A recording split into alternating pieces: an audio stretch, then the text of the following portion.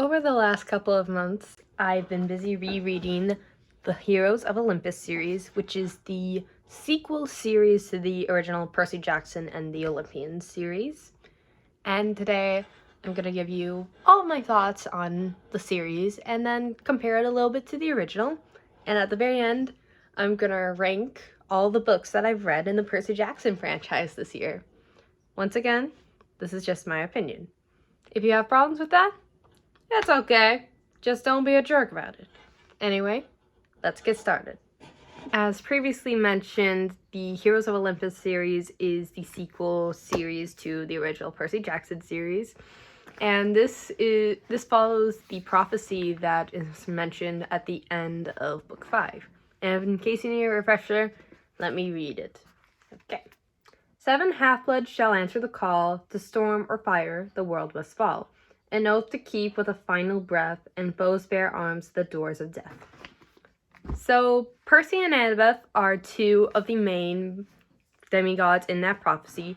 And then we also have Leo, who is the son of Hephaestus, Piper, who is the daughter of Aphrodite, Jason, the son of Zeus, Hazel, the daughter of Hades, or Pluto as he is often called throughout this series, and Frank, who is the son of Ares/Mars.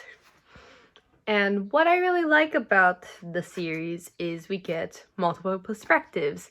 It's not just Percy the whole time. I love Percy dearly, but it's fun to get a little bit of diversity. Speaking of diversity, something else I really loved about the 7 main demigods is more than half of them are not white.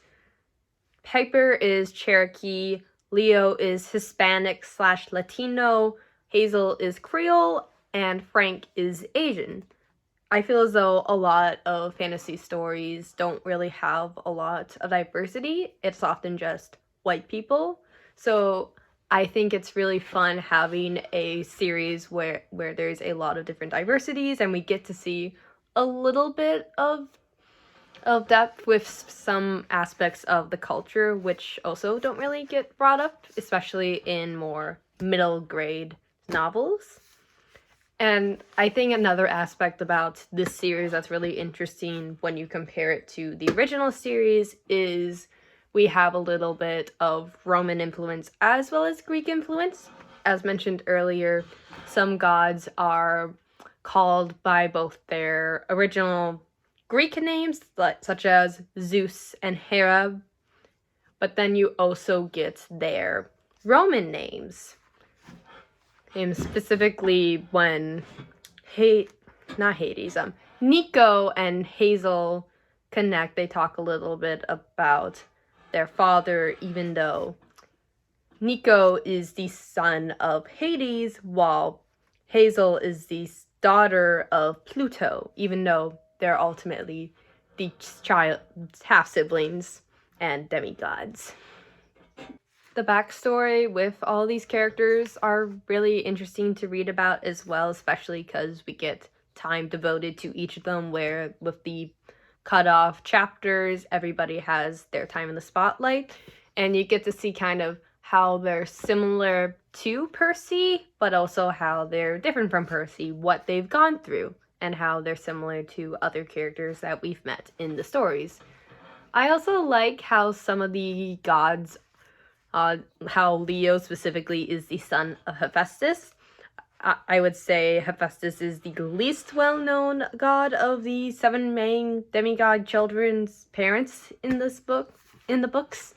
So I think it's fun having Hephaestus be mentioned because he is very much often forgotten in the grand scape of gods and goddesses. I also think that having Percy and Annabeth both be point of view characters is great for this series. We get to see a little bit of how Percy has changed. Like, a couple of months have passed between the last book in the Percy Jackson series and the first book in the Heroes of Olympus series. And we also get to compare him a little bit to how he was in the first couple of books when he's just finding out about this stuff and he's only 12, 13. I would also say that the tone is really consistent throughout, and it's a good jumping off point from the original series, where there's still a good amount of humor throughout, but still also having intenseness from the battles and the situations while never feeling too intense for the intended audience, which I think is very important. And I like how it's very similar, but also a little bit different, considering the styles a little bit different. Where in third person point of view, we have more perspectives, and the characters are a bit older compared to Percy. I also love how there's not exactly a one protagonist in this franchise. I think it's a fun way to make it different from the original Percy Jackson series. As much as I enjoy the Heroes of Olympus series, though, I do still prefer the Percy Jackson series a little bit more, and here are a couple of reasons. First of all, I think while I love the perspectives, they can be a little they're not always chosen the best. I think many people in particular have complained with The Lost Hero, Percy is barely in this novel, and I understand it's meant to be a new series. They don't just want it to be like another Percy Jackson. It's all about Percy, but I think having maybe a prologue where it's focused on Percy so we get a better idea of where he is at the start, and then we go into Jason's perspective, I think that would have helped this a little bit. Similarly, with the last one, we meet Reyna in I believe it was House of Hades, and she's now a notable point of view character, when I feel as though I would rather have one of the main characters that we've been following throughout the series, specifically either one of the 7 demi-gods that we've been following throughout in the prophecy, or even, I mean, although Nico's still, I believe, a point of view character, but I don't dislike Reyna, but I don't know if I needed her point of view, especially in the last book. And then also, something that I really loved about the Percy Jackson series was Percy's still we got a lot of Percy's inner monologue. You know, it's a first-person perspective. All the chapters have kind of silly titles a little bit because, especially in the first ones, he's young. And I think that can be lost a little bit. So that's something else I preferred with the original series compared to this one. Overall, I do really enjoy the Heroes of Olympus series. And before we go, here is my ranking of all the books. First of all, at number 10, The Lost Hero. It's a fun introduction, and I would say if this is the worst book in your series, you know you have a good series. I just didn't love how we didn't really get a lot of Percy, especially in the first one. But I do enjoy getting to see a little bit, meet the new characters for the first time. Next up, Blood of Olympus, a good finale to the series. But I didn't love the choice of perspectives at the end of the day.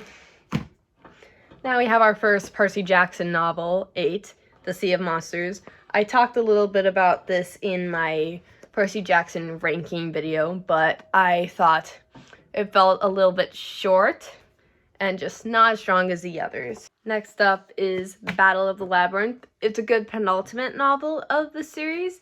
It's just not as memorable as the ones I enjoy higher on this list. Mark of Athena, it's the first book in the Heroes of Olympus series where all the characters are together. We're no longer no longer just focusing on Hath. All the gang has met up, and they're finally teaming up together with the prophecy. Son of Neptune, we're finally back in touch with Percy again after he was absent in The Lost Hero.